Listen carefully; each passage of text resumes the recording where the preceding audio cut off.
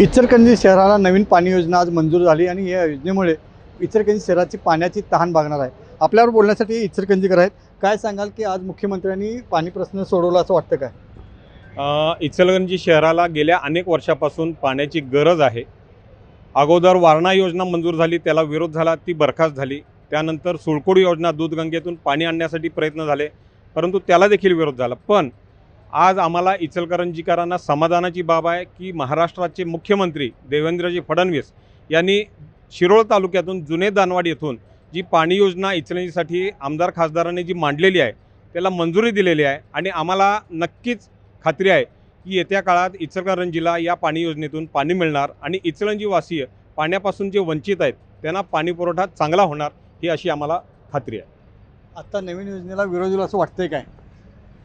ह्या योजनेला विरोध होईल असं नाही वाटत, कारण आता स्वतः मुख्यमंत्र्यांनी आणि उपमुख्यमंत्री शिंदे साहेबांनी आणि मुख्यमंत्री देवाभाऊनी जो आज शब्द दिला आहे तो अगदी अमितभाई शहांच्या समोर शब्द दिला आहे। त्यामुळं ह्या योजनेत आता कुठं आडकाठी येईल असं मला तर काही नाही वाटत। इचलकरंजी शहराचे पाणी प्रश्न आता निकालात निघाला असं वाटतं, कारण गेल्या काही वर्षापासून हा प्रलंबित असलेला पाणी प्रश्न आता सुटलेला आहे असंच वाटतं।